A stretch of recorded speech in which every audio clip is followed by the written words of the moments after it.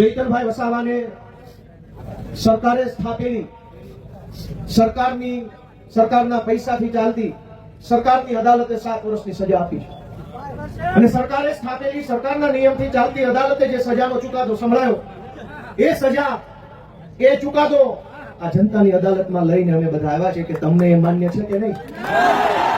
લોકતંત્રમાં સરકાર કે કાયદો કે વ્યવસ્થા આ બધી જ વસ્તુ કરતા સર્વોપરી છે જનતાનો ઈરાદો, જનતાના આશીર્વાદ, જનતાની આશા શું છે. સરકારની પોલીસ સ્ટેશન, સરકારના સરકારી વકીલ, સરકારની ફોરેન્સિક લેબોરેટરીઓ, સરકારનો ફરિયાદી, સરકારની તપાસ, સરકારનો દલીલ, સરકારનું બધું જ. પણ જનતાની અદાલતમાં સરકારનું ના ચાલે. આ જનતાની અદાલત ભેગી થઈ છે, આ આદિવાસી સમાજની અદાલત છે. ચૈતરભાઈને સરકારની અદાલતે અને સરકારે ભેગા મળીને જે કાંઈ ન્યાય અન્યાય કર્યો એનો સાચો ન્યાય આદિવાસી સમાજની અદાલતમાં થવાનો છે. અને નિર્ણય આજે અહીંથી આપણે કરીને જવાનું. દોસ્તો, સરકાર એમ કહે છે કે ચૈતર વસાવાને 7 વર્ષની સજા. જનતાની અદાલતના કરોડો ન્યાયાધીશો તમે અહીંયા ઉભા છો, તમે કહો તમે શું સજા કરશો ભાજપને? જો ભાજપની સરકાર ચૈતર વસાવાને 7 વર્ષની સજા કરે તો આદિવાસી સમાજની અદાલતમાં ભાજપને 70 વર્ષની જેલની સજા આપણે કરવાની થાય. આવનારા 70 વર્ષ સુધી ભાજપનું બટન નહીં દબાવવાનું અને એને સજા આપવાનો નિર્ણય આજે જનતાની અદાલતમાં થવો જોઈએ. લોકશાહીમાં જનતાથી મોટું હોય કોણ? જનતાથી મોટું કોણ? જનતાથી મોટી પોલીસ નહીં, જનતાથી મોટું જંગલ ખાતું નહીં, જનતાથી મોટા મુખ્યમંત્રી પણ નહીં. સૌથી મોટી જનતા, અને જનતાએ નક્કી કર્યું કે અમારો નેતા ચૈતર વસાવા છે. દોસ્તો, એટલે આ સજા માત્ર ચૈતર વસાવાને નહીં, જનતાને છે આ સજા. કેમ કે જનતાએ નક્કી કર્યું ને અમારો નેતા ચૈતર વસાવા. તો કરોડો લોકોને જે ચૈતર વસાવા ઉપર વિશ્વાસ છે, કરોડો આદિવાસીઓને જે ચૈતર વસાવાની ઉપર આશા છે, એને જેલમાં પૂરવાનો અર્થ એ થયો કે કરોડો લોકોને ભાજપની સરકારે સજા આપી છે કે તમારી પાસેથી તમારો નેતા છીનવી લીધો. અરે ભાઈ સાહેબ, કેટલા વર્ષો પછી ભગવાનના આશીર્વાદથી, પ્રકૃતિના આશીર્વાદથી, વડીલોના આશીર્વાદથી હજારો વર્ષો પછી એક લડાયક ચૈતર વસાવા જેવો નેતા આપણા ગુજરાતના આદિવાસી સમાજને મળ્યો. અનેક લોકો ધારાસભ્યો બન્યા, સાંસદો બન્યા આદિવાસી સમાજના મત આધારે. પણ આદિવાસી વિસ્તારોમાં ચાલતી નકલી સરકારી કચેરીઓ ઉપર પહેલી વખત બોલ્યું કોણ? ચૈતર વસાવા બોલ્યા. અનેક લોકો આદિવાસી સમાજના મતના આધારે સાંસદો, મંત્રીઓ બન્યા. પણ આદિવાસીઓની જમીન ઉપર વિવિધ કંપનીઓ લાવી આદિવાસીઓને ખદેડવાનું કામ કરતા હતા. એની વિરુદ્ધમાં પહેલો મજબૂત અવાજ ઉઠાવ્યો કોણે? ચૈતર વસાવાએ. કેવડિયામાં, તાપીમાં, છોટાઉદેપુરમાં, ડાંગ જિલ્લામાં ચારો તરફ કંપની, થર્મલ પ્રોજેક્ટ, ફલાણો પ્રોજેક્ટ, ઢેકણો પ્રોજેક્ટ. આ તમામ પ્રોજેક્ટના નામે આદિવાસીઓને ઘર વગરના, જમીન વગરના, શિક્ષણ વગરના, આરોગ્યની વ્યવસ્થા વગરના કરવાના ષડયંત્રને રોકવાનું કામ કર્યું કોણે? ચૈતર વસાવાએ કર્યું. અને સરકારના પેટમાં તેલ રેડાયું કે આ ચૈતર વસાવા આદિવાસીઓને કાં આટલો બધો જાગૃત કરે છે? કેમ આદિવાસી યુવાનોને જગાડે છે? કેમ સુતે 100 કરોડનો એ અત્યારે ધારાસભ્ય છે.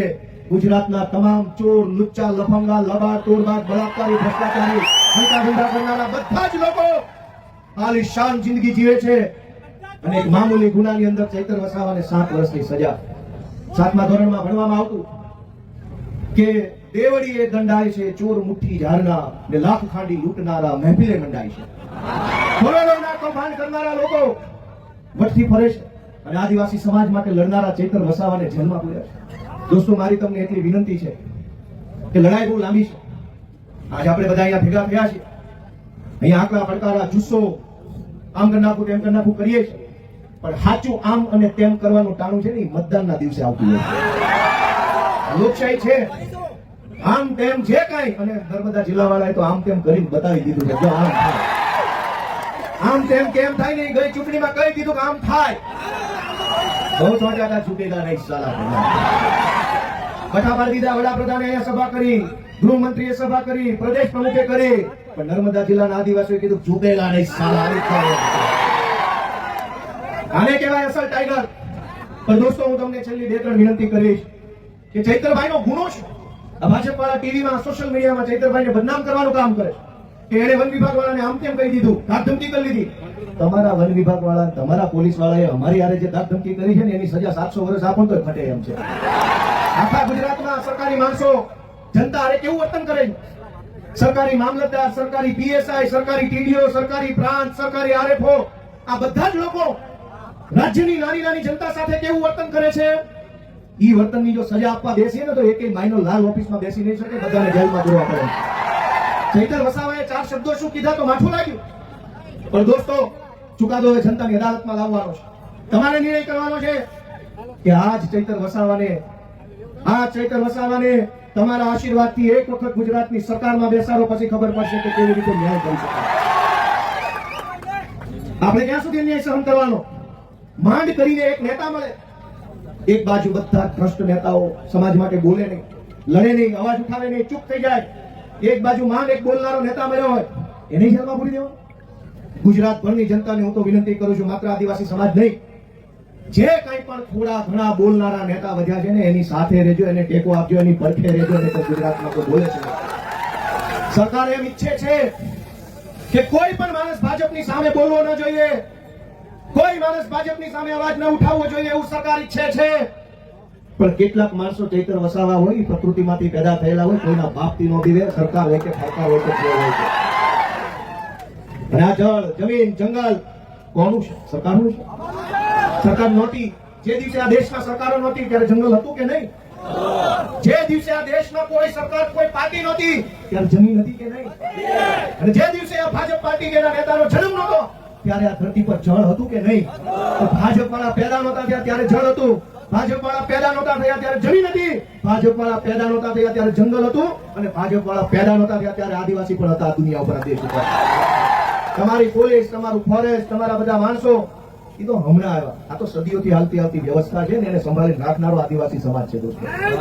આદિવાસી સમાજ જળ, જમીન, જંગલની રક્ષા કરે, અને આદિવાસી સમાજની રક્ષા ચૈતર વસાવા કરે છે. એ વાત ભાજપ વાળાને ગમતી નથી. દોસ્તો અમારી લીગલ ટીમે મહેનત કરી અને હાઈકોર્ટમાં અપીલ ફાઇલ કરી. જે કઈ પણ ખેડૂતો બહેનો, ચૈતરભાઈ અને શકુંતલાબેન સિવાયના બીજા જે કઈ મિત્રો જેલમાં છે અને ચૈતરભાઈ સહિત બધા એમની અપીલ હાઈકોર્ટમાં ફાઇલ કરી, અને શકુંતલાબેન જે નાનું બાળક છે એમને હાઈકોર્ટે છોડી મૂકવાનો આદેશ આપ્યો. આપણા માટે બહુ સારી બાબત કહેવાય. અને બહુ જલ્દી તમામ આપણા જે કઈ પણ સાથી મિત્રો જે નિર્દોષ જેલમાં છે એમને પણ વહેલી તકે જેલ મુક્તિ થાય એના માટેના તાબડતોબ પ્રયત્નો સતત ચાલુ છે. અને બહુ વહેલી તકે આપણને સારા સમાચાર મળે એવી હું આશા રાખું છું. આપ સૌને મારી એક જ વિનંતી, ક્યાંય પણ એક સેકન્ડ પણ આપણે બધાએ, હું અને તમે ભેગા મળી એકલા નથી પડવા દેવાના. આ હતા આમ આદમી પાર્ટી ધારાસભ્ય ગોપાલ ઇટાલિયા, જેને ચૈતર વસાવાનો બચાવ કરતા આદિવાસીઓને આહવાન કર્યું છે કે જ્યારે મોદીની સરકાર નહોતી ત્યારે આપણા આદિવાસીઓ હતા. આજે આદિવાસીના મસીહા એવા ચૈતર વસાવા પર જુલમ અત્યાચાર થઈ રહ્યા છે, ત્યારે સમગ્ર આદિવાસી સમાજે એક થઈ આપણા આદિવાસી સમાજના નેતા ચૈતર વસાવાને બચાવવાના પ્રયત્નો કરવા જોઈએ. સાથે સાથે ગોપાલ ઇટાલિયાએ ભાજપ સરકારને એ પણ કહ્યું છે કે જ્યારે ભાજપ સરકાર પેદા પણ નથી થઈ ત્યારે આદિવાસીઓ હતા અને જંગલોનું રક્ષણ કરતા હતા. આ વિડીયો માટે અમારી ચેનલ જાગૃત નાગરિક ગુજરાત રાજકારણને ફોલો કરવાનું ભૂલતા નહીં. જય હિન્દ મિત્રો.